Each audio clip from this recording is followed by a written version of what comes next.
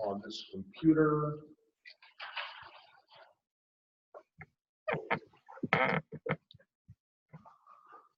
And we are in business.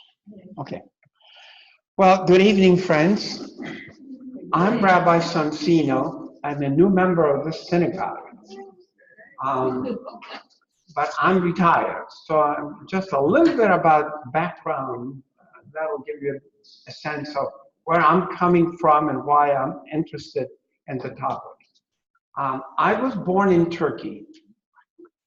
Then I studied law, but never practiced law. I decided to become a Reform rabbi. I grew up in an Orthodox synagogue, and I was the Chazan Kavua of my synagogue. I did all the Orthodox services, and then I saw the light. I've decided I'm going to become a Reform rabbi. Instead of practicing law in Turkey, I went to Paris first. There used to be a rabbinic seminary in Paris. It doesn't exist anymore.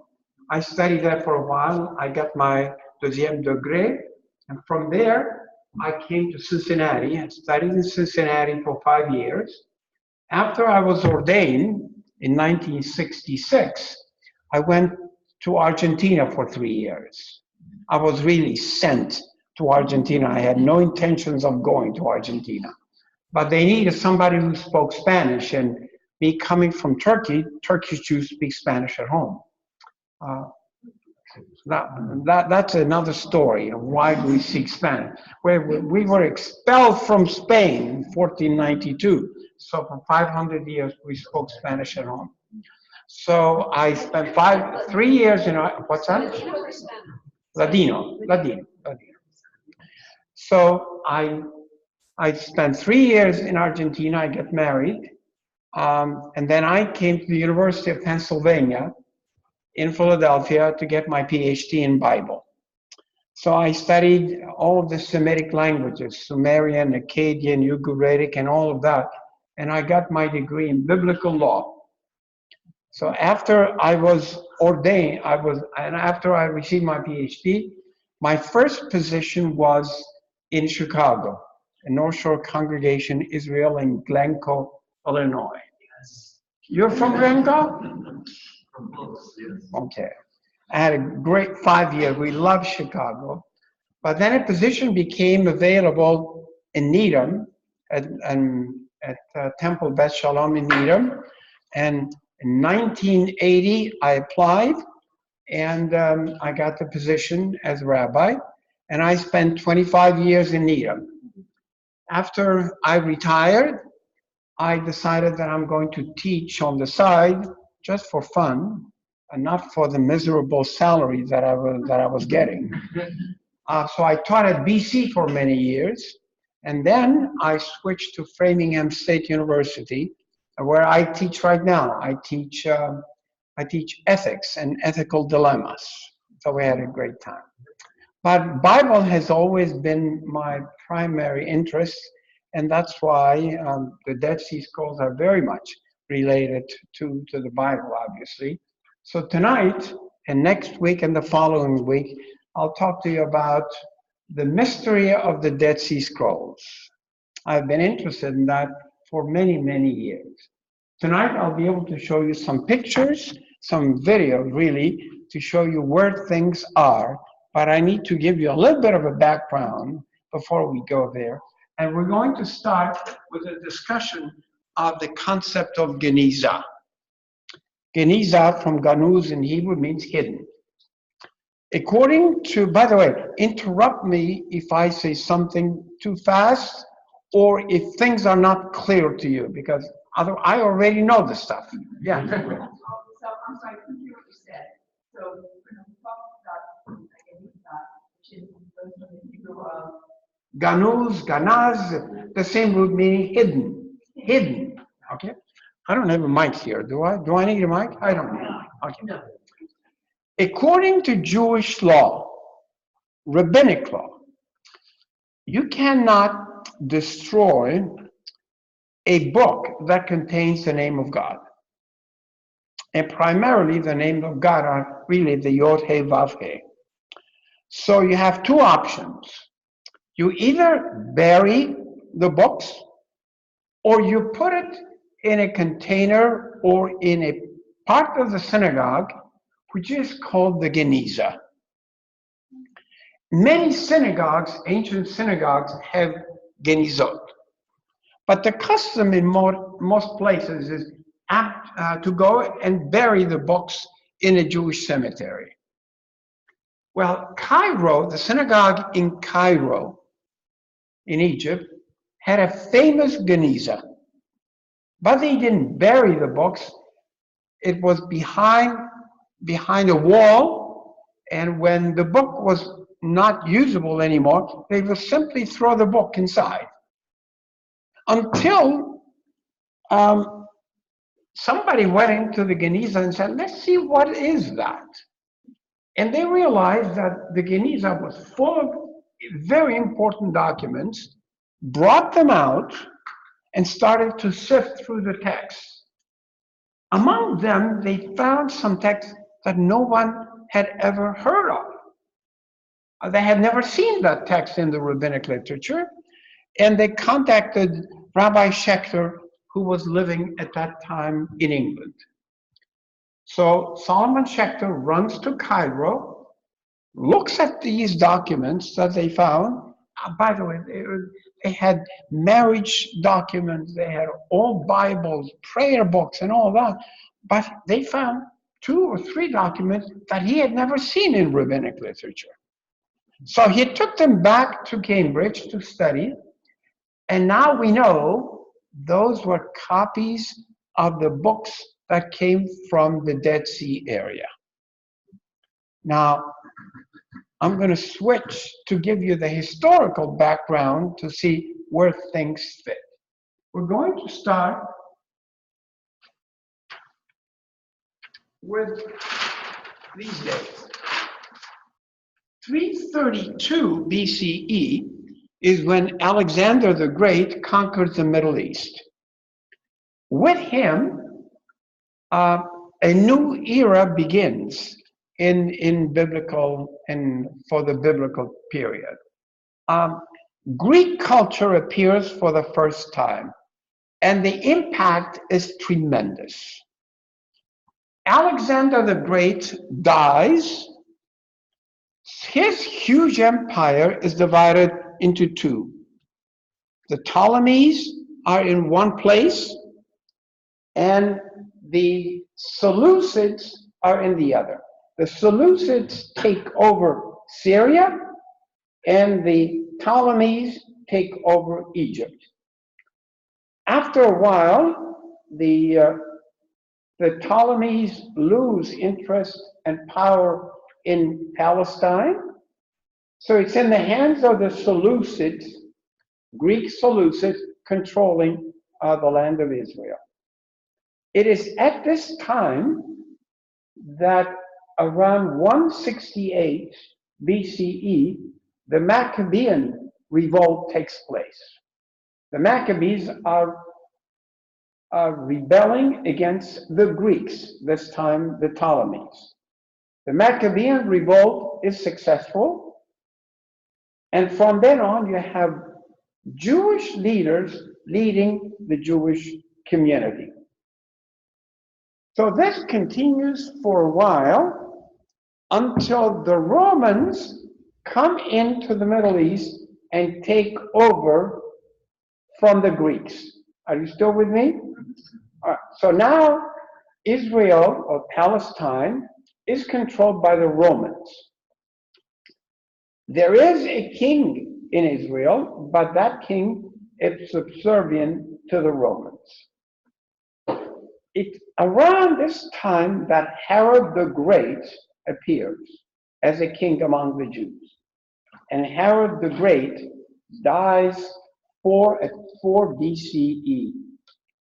And from the New Testament, we know that Jesus also lived around this time.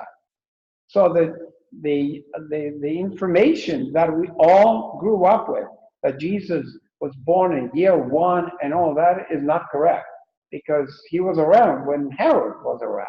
So Jesus was born way before, maybe 4 BCE, 5 BCE, around that time. And then the Romans kept controlling the land of Israel until the year 68, when Qumran was attacked, and I'll show you what Qumran is. Then Jerusalem was attacked and destroyed in the year 70, and finally Masada falls in the year 73.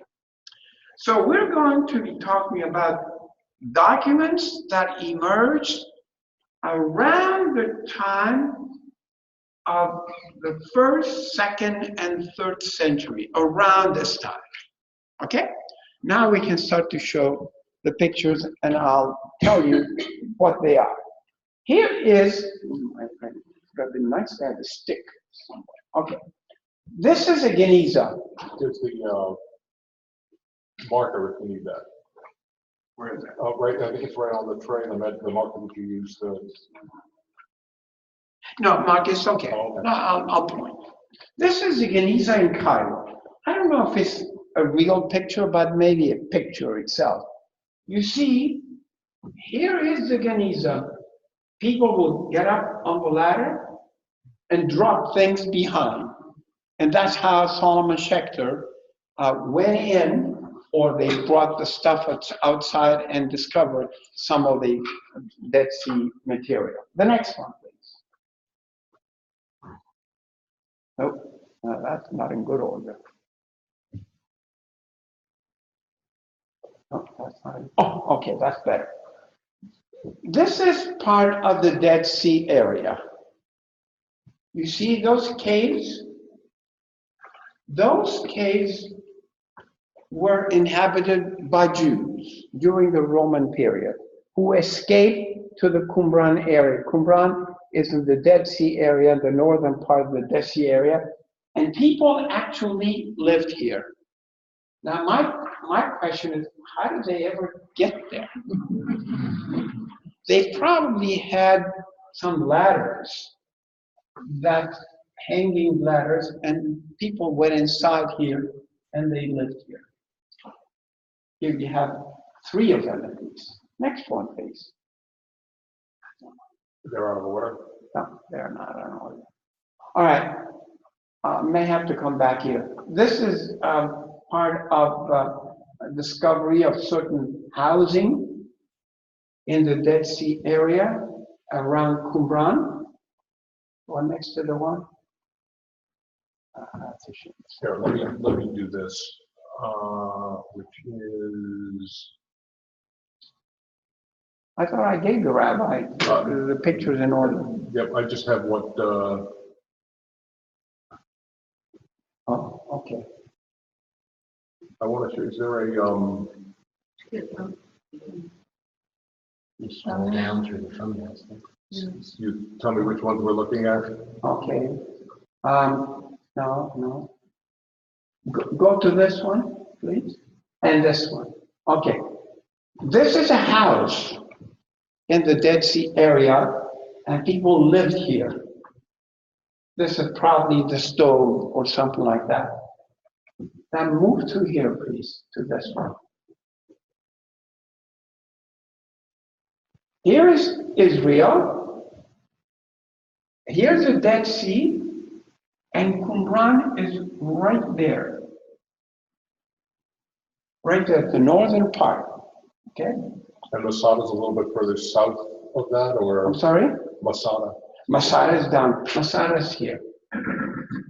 Masada is here, and Qumran is here. Go to this, please. These are all caves. And as you can see, tourists going in. People actually live there. We'll find out who are these people. Show me others, please. Go to this one. Go to this one, please. Okay, here is a better picture. Here is Qumran, cave 11, and here are some more. And the Dead Sea, you've been to the Dead Sea area, right? But I wonder if you've ever been to Qumran.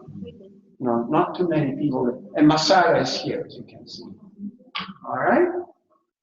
Okay, go to these two. So, how were these books discovered? The year is 1947, February or March of 1947. Two Arab kids are grazing their sheep in the area. These two, well, obviously, that picture was taken when they grew older. They have a sheep, and one of the two, I don't know which of the two, I don't know which one, a sheep disappears into one of those caves. So he wants to bring the sheep out. So he takes a piece of stone and throws it into the cave in the hope that the sheep will come out. But instead of coming out, he hears a broken jar. He is curious, and he said, let me see what's going on there. He goes inside, and he finds a number of jars. The ones that I showed you before, there were two jars, right? Like that. Full of jars, and he doesn't know what they are. He opens up, and he finds there are documents that he cannot read. So he takes them out in order to show it to his boss. The boss doesn't know anything about it. So they go to a sheik in Bethlehem, a fellow by the name of Kondo, who also happened to be an antiquity merchant. And they said, we found these. Do you want to buy them? And he said, yeah, I'll give you a few pennies here and there. Kondo notifies the archbishop and tells him, you know, I have some documents that I found. Are you interested? He said, fine. I'll give you $250 for 4 or 5 documents. Then the two kids go back into the caves, they find more, and they try to sell those things to other people. But the archbishop who got the original documents cannot get rid of them. He says, I'm going to come to New York and see if I can sell them. He puts the word out that I have some documents to sell. Nobody's interested. Finally, he puts an ad in the New York Times. Okay? That one. He says, the 4 Dead Sea Scrolls, biblical manuscript dating back to at least 200 BC, are for sale. This would be an ideal gift to an educational or religious institution by an individual or a group.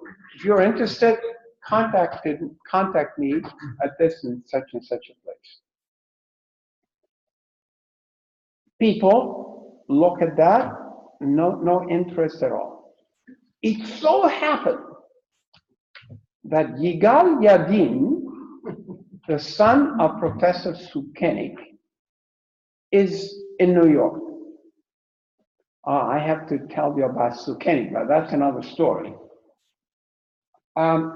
He says, oh my God, this got to be important. So he has to send somebody to authenticate the documents. Whom is he going to send?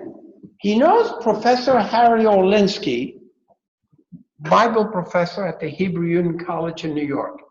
And he says, Harry, you go and see this guy.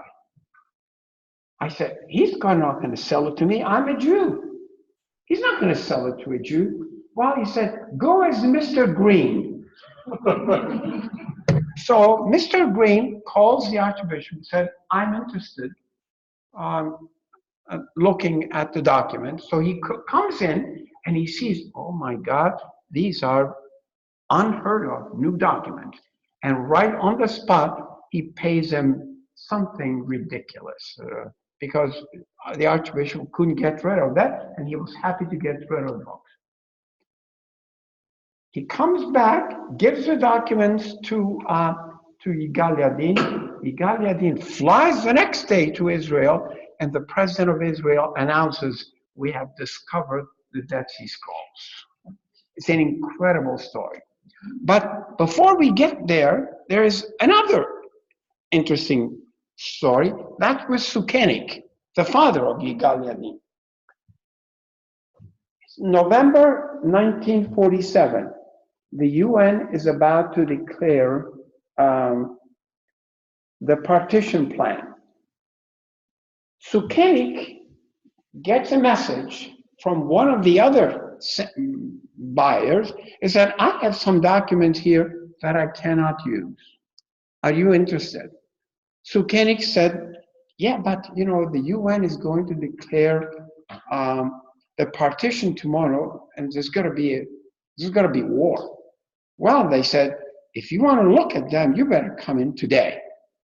So Sukenik at the Hebrew University drops everything, runs to the Palestinian territories, looks at the documents, finds that we're dealing with incredible new documents. He buys them on the spot and runs back to Jerusalem the same day with documents. So in this way, Sukenik has some documents, Yigal Yadin the son, has other documents, and the president of Israel announces, we have discovered an incredible amount of new documentation that belongs to the first century. The question is, who are these people? And by the way, my note says that Yigal Yadin paid $250,000 for the documents. Remember, he only paid a few pennies to get them. But Yigal Yadin realized that these are unique. And these books are there's no price that you can put. I don't know if you've read the paper just last week, that some of the documentation that was discovered at Qumran now appear to be forgeries. So the whole biblical world, the scholars are going crazy to see what is real and what is not real. What's that? Fake news. Yeah. Fake news. Okay. Now that we know who these people are, now that we know that the books have been discovered, first of all, let's find out what is it that they found. They found all the biblical books except for the book of Nehemiah. For some reason, the book of Nehemiah did not appear. Probably because the book of Nehemiah is one of the latest books, and it did not make it into that. Did they find Chronicles? What's that? Did they find Chronicles? Yes. Now go and figure. They found some books in Aramaic. Daniel is there. Ezra is there. They found some biblical books in Greek, which means that the Septuagint was already available in Greek translation, that the Septuagint is a biblical translation of the Bible. They found some Targumic books, like the book of Job. They found apocryphal books. Baruch, Sirach, Tobit appeared there. Another book that never made it is the book of Esther. The book of Esther is one of the latest books that we have in the Hebrew Bible. That also did not appear.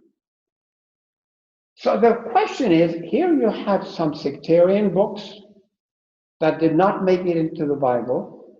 You have Greek books obviously not in the Hebrew Bible, and some of the biblical books that we all know. Who are these people? All right. So we need to go now to the 1st century and find out what's going on during the 1st century when the Romans are ruling the country. As always, as it is now, Jews are divided. There are 3 major groups running the country. One of the groups is called the Sadducees. The Sadducees, by the way, Josephus is the one who gives us that information, the historian. The Sadducees were represented by the priests. They were the elite of the community. They ran the country, but they were the priests. Now, we don't have priests anymore. And even those who have the name Cohen, Katz, and all that, probably at some point they were priests, but they have no special role except they get the first aliyah. Big deal, right?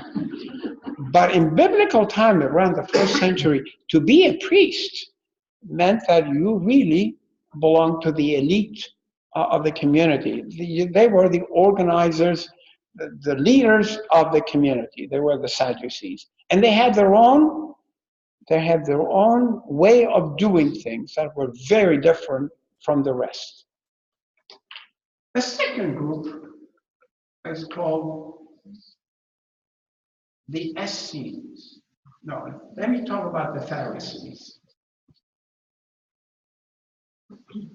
The Pharisees were the majority were the majority of the people. They were the ordinary individuals who did not have any leading power in the community. Out of the Pharisees, the rabbis will emerge, but not at this time. They were the majority of the people. They disagreed on a variety of issues. Life after death, the Sadducees did not believe in that, following the biblical text in most cases. The Pharisees expected that you die, you go and come back. We don't know how, obviously, but that's another story. But that's the Pharisees. And then you had a small group of people called the Essenes. Essenes were a very small group of people who had a major disagreement with the Sadducees as well as the Pharisees. Consequently, they left their houses in the land of Israel and they moved into the caves. Now, the big theory is that the people who lived in Qumran were really the Essenes.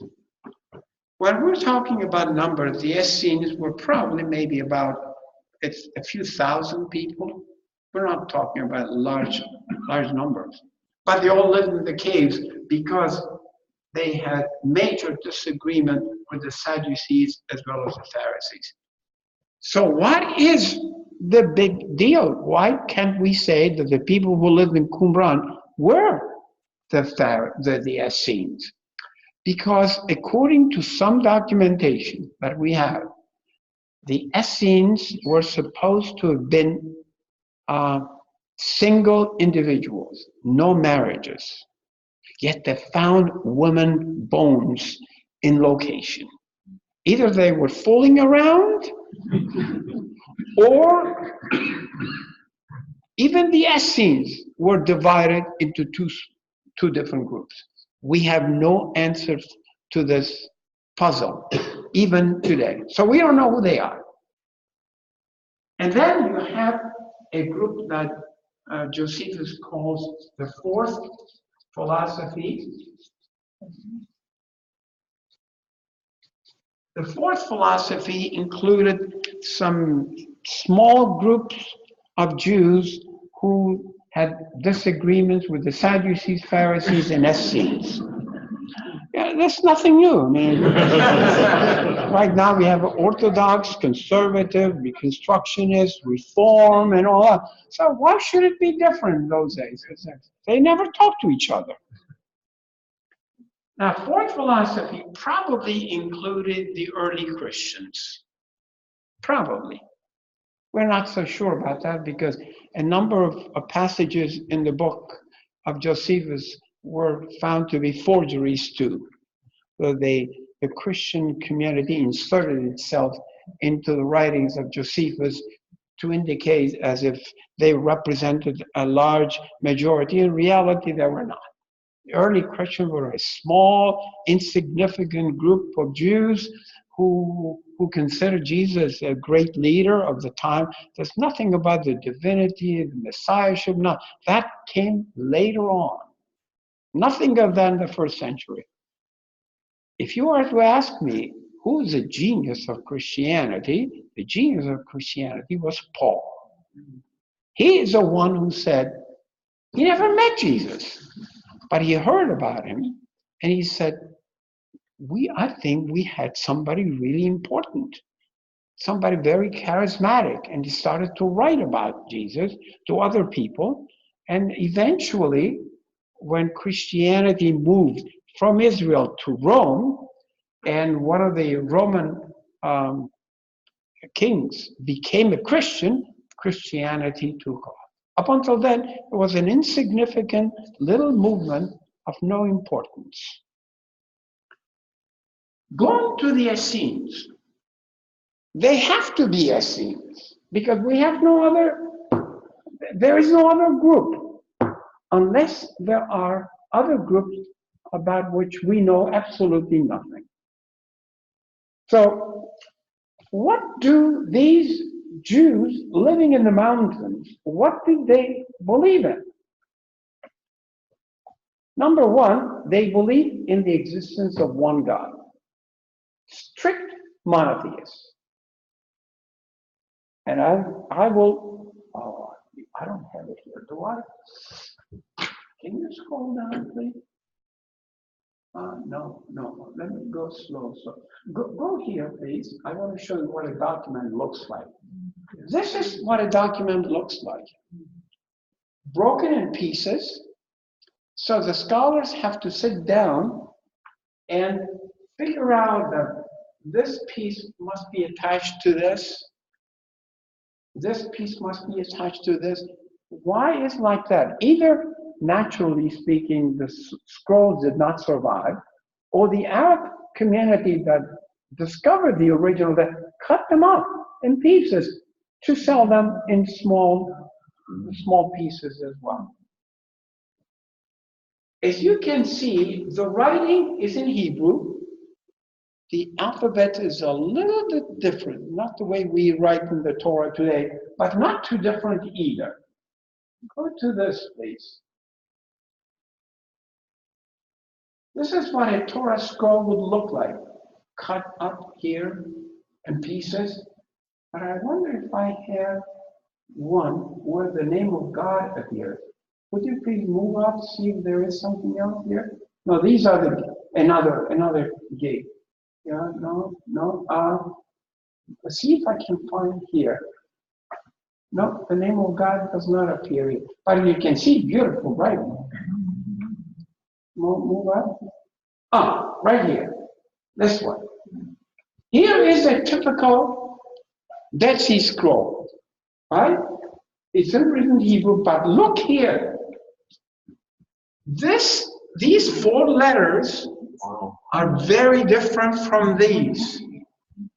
These are Yod, He, Vav, He, written in archaic Hebrew, which means that the people who lived in the Dead Sea area were so concerned about dealing with the name of God that they would write the rest of the text, Eloheinu, or whatever it is, but when it came to the name of God, they would use the archaic way of expressing God's name. And by the way, you see there are no vowels. No vowels here. In reality, we do not know how to pronounce God's name. The only thing we have is Yod, He, Vav, He. So, what were the vowels? Even the rabbis later on who came out of the Pharisees believed that you cannot pronounce the name of God because it's too sacred. So what they did was this. Let me see if I can write it. Look what they did. It's Yod, He, Vav, He, right? You're not supposed to pronounce this. So, is it pronounced Yahweh? Probably Yahweh, because that's how it's transliterated into Greek. But look what they did. They took, they took Adonai. See? This is how it's vocalized. They put this too, they put it here. They put this, and they put there, and they put the kamatz, and they put it here. So if you read it, you read Yehovah. And that's how you get Jehovah Witnesses and Jehovah and all that. But that's not the name of God. Bottom line, we don't know how to pronounce the name of God. So I laugh when people write G-D. That's ridiculous. G-D is not the name of God. The real name of God, we don't know how to pronounce, let alone this. But I am amazed how they consider God's name so sacred that they would use the really archaic way of writing the name of God. So they believed in one God. They were dualists. They believed that some people were the sons of light and others were the sons of darkness. Obviously, that reflects the discussions that they had with the leaders of the Jewish community. They considered themselves part of the sons of light, and all the others were the sons of darkness. Typical, right? I'm better than you. That kind of attitude. They believed that there was a wicked priest in Jerusalem running the country, whereas their own leader is called the teacher of righteousness, Moreh Tzedek. So when they refer to their own teacher, he's always called the teacher of righteousness, but when it came to the teacher in Jerusalem, he was a wicked priest. We don't know who's a wicked priest, probably Jonathan Maccabee, or because he lived around that time. Number 4, they believe that we are living at the end of time. Anytime things are going to happen, and some miraculous things will happen. We're living at the end of time. They believe not in one, but in 2 messiahs, which also tells you that around this time, the concept of Messiah is starting to emerge. And what is the Messiah? The Messiah is somebody who is anointed. By the way, there is no concept of Messiah in the Bible. And the Messiah is somebody who's anointed, probably a king, a priest, and all that. But in rabbinic times, the first century, things were so bad for Jews that they were expecting somebody to come in and save them. So they believe that there will be 2. There will be the Messiah of Aaron and the Messiah of Israel. So they expected both. Another thing that we see in the text is that the Jews up there believed in angels, but real angels. They actually believed that angels were floating around. Now, we talk about angels, but we don't really mean it. We don't believe in angels. But these people took it seriously. They were angels floating around. They believed in a new Jerusalem, that at the end of time, Jerusalem will be built, probably under their own leadership. Astrology was big among them. They measured the stars and tried to figure out if they contain secret messages for them. Their calendar is totally a solar calendar. Solar calendar is good, but it makes a mess of everything because nothing falls at the same time. Right? What are the rabbis? The rabbis, what's that? Solar. What the rabbis did was change the calendar to lunar solar calendar. They had, the people up there in Qumran had high respect for their leaders and high respect for their own priests, for their own. They believed that there was a new covenant set up with them. Very strict observance of the Sabbath. And next time when we meet, we'll read some text as to how the Sabbath should be observed, what you can do and what you cannot do. More observant than the Haredim in Jerusalem today. Very, very strict about their observances of the Sabbath. And also purity laws. I mean, they were going crazy about the sense of purity that they needed to maintain. They would not take into the group anybody who applied for it. That person had to go through a process of admission. And it was rigorous.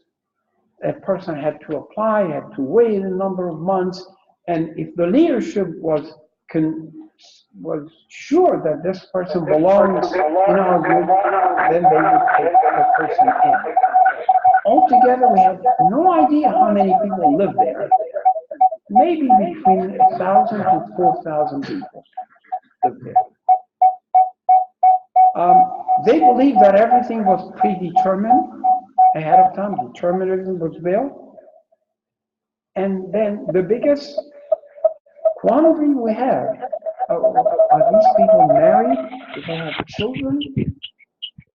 I don't remember if they ever found children bones, but they did find women bones, which is a puzzle because we don't know. It is also possible that at one point they were celibates and then later on they decided to marry. So that's what we have right now. When we get together next Thursday, we will talk about, we will start to read some texts and try to figure out how do they live up in the mountains, what was their ideology, what do they expect to get, and what do they leave for us. Unfortunately, they were all killed. When Rome came in, attacked Qumran in 68, they killed them all. Just as Masada, what happened in Masada? In Masada, people killed themselves, right? They committed suicide.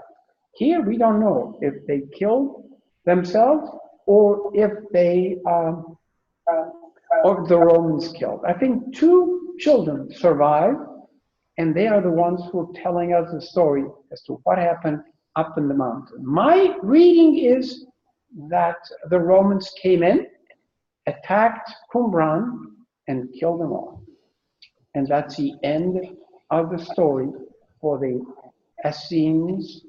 And now scholars all over the world are trying to figure out a little bit more about the first century. And now we realize that there was a great deal of diversity among Jews. There were many different ways of practicing Judaism. Even in those days, I think the chief rabbinate in Israel should be aware of that, because unless you're Orthodox, you're not a Jew in Israel. We'll try to figure out who these people were. Any questions now? Yeah. John the Baptist? John the Baptist came in later on. Yeah. So you must not. No. By the way, I did tell you that somebody wrote a text using the language of the time as if Jesus was around, attributed to you. The whole thing is fake news. It didn't happen. We know it didn't happen. But some Christians wanted to make sure that their message is included. That's why you find in the book of Josephus, there's a paragraph about Christianity. That's nonsense. It didn't exist. Things were inserted into the document later on. Two questions. Do we know how long, what period of time the Essenes lived there? And also, Well, we don't know when they left, but they must have left right after the Maccabees took over. And the Maccabees won 168 or so. They must have had a major fight between their leader and the Maccabean leader, and for reasons that we do not understand or know, they decided to move out of Jerusalem and move into the caves. I asked myself, how do you live in those caves? well, that's going to be my other question, because I've been there in that area. It's below sea level, it's hot. Yeah, absolutely. Well, the caves are cooler. At night it's cool. At night Caves are cooler too, because of the rock. yeah. Keeps it cool. So nothing grows there, very little. No, grows there. my guess is that they had to bring everything from the outside. Where did they get the money for that? They don't seem to lack anything. Obviously, they must have had their contacts somewhere to be able to survive. Now, if they were married, if they have children, how were the babies born? All these things are beyond recovery. There's no vegetation there, but if you look at En-Gedi and stuff like that, there is some. En-Gedi is very different. En-Gedi has some water. Up there, it's just, I show you pictures. That's how they live. These types of houses, they live here. There's nothing there. There's nothing there. I wonder if I missed any other picture. Can you see it?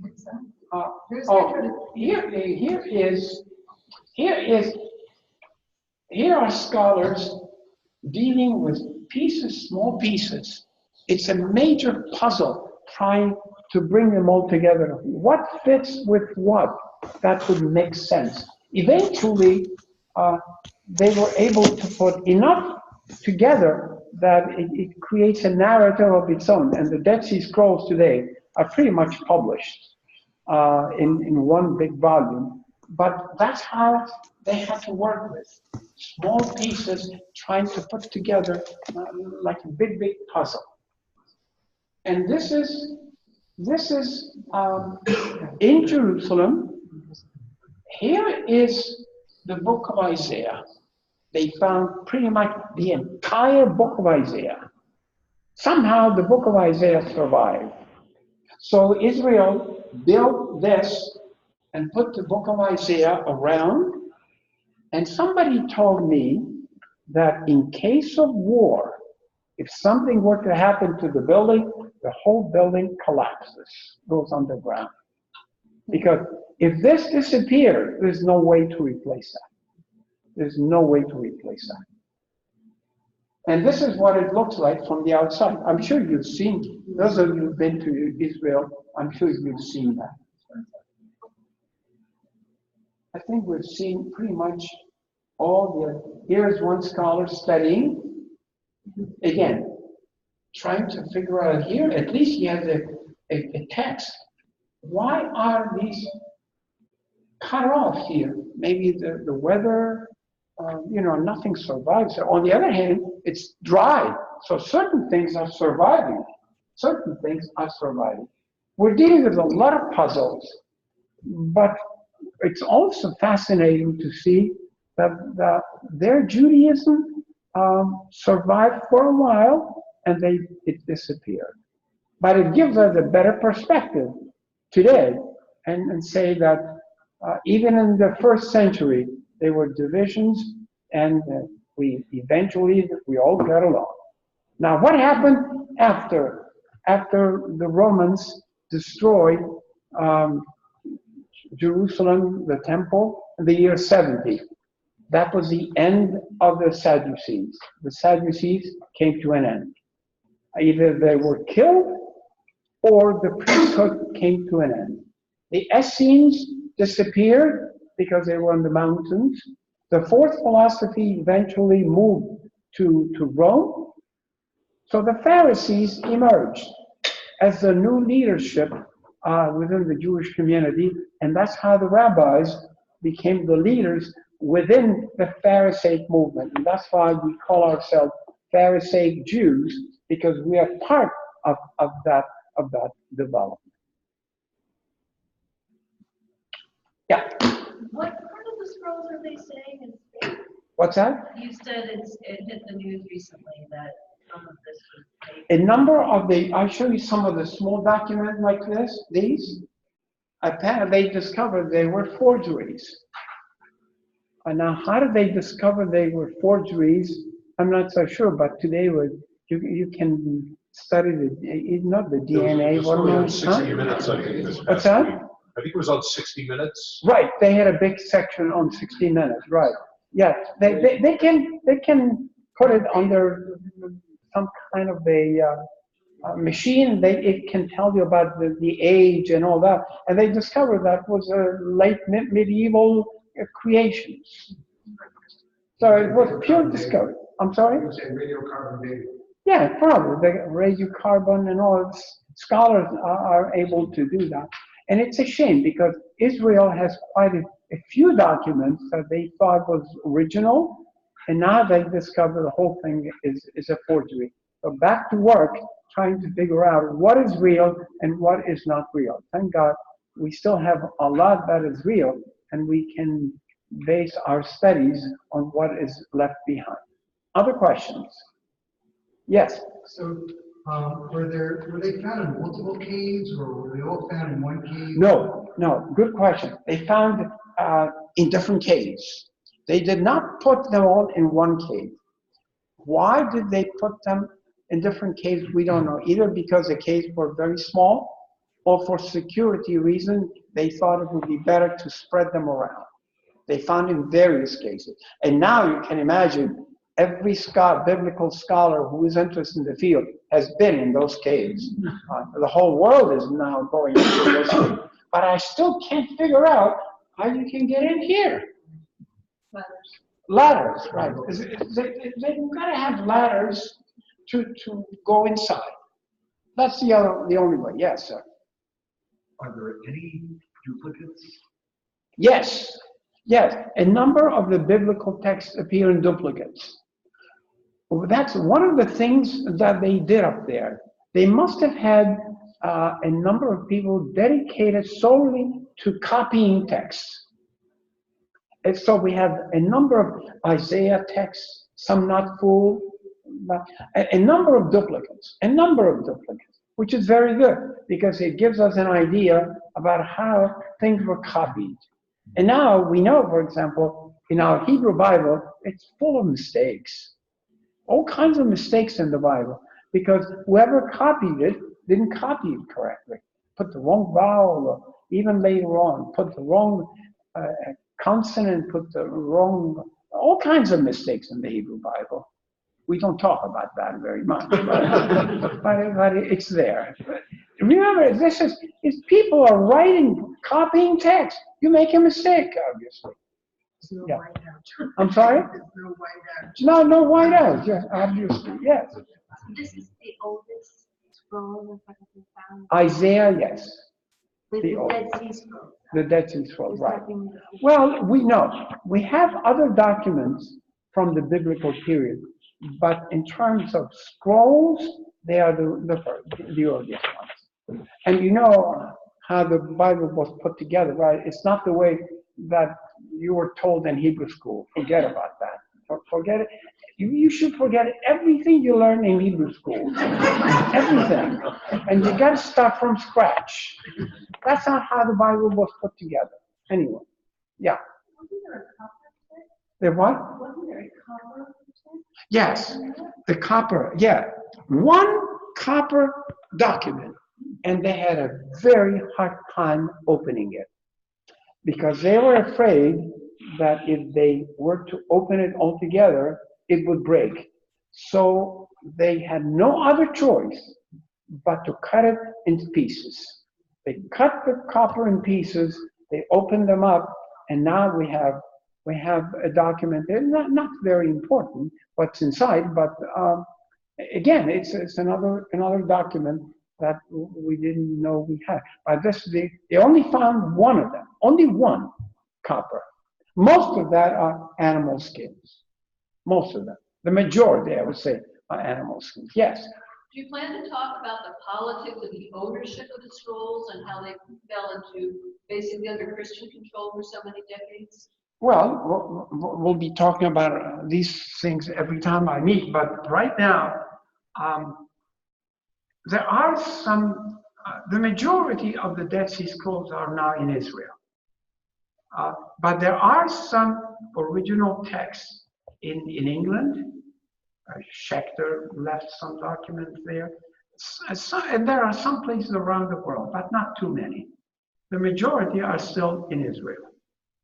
And obviously, question of authorship, question of who has the rights to that, the major legal problem. But right now, it's in the hands of the Israelis, and it's better like that. But there are some other texts floating around in other parts of the world.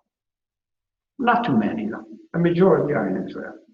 Thank God, both the Gal Yadin and the Sukkani were able to buy most of that.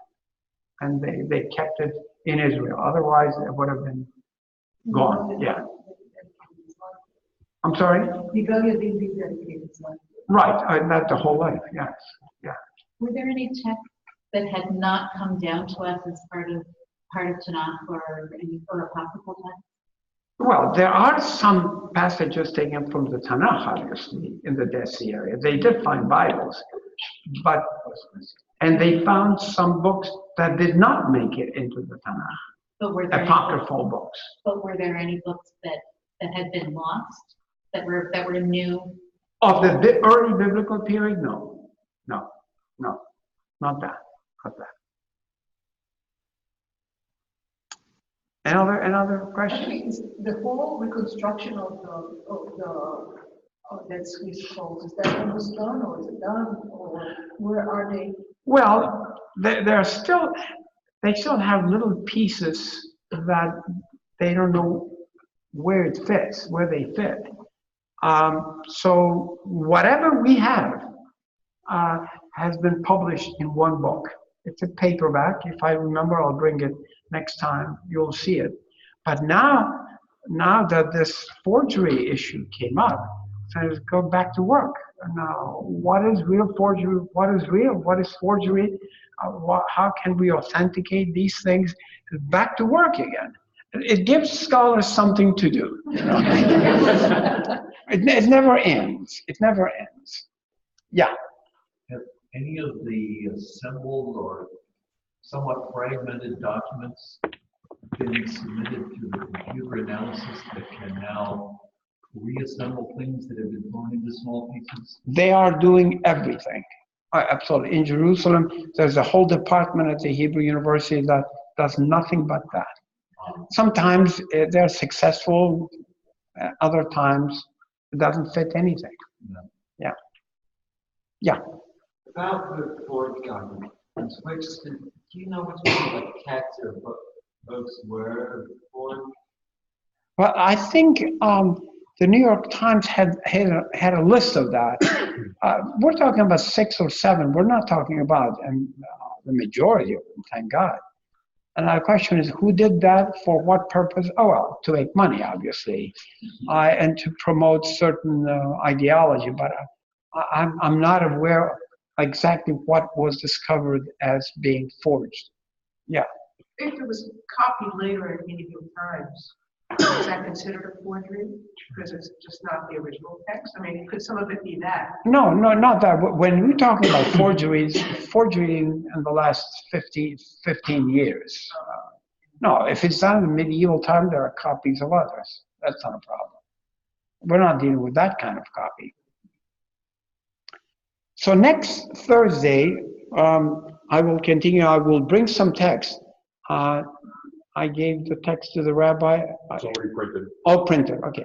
So we'll read some text next week, and whatever is left over, we'll read it for the next Thursday. All right? Well, good night, and thank you.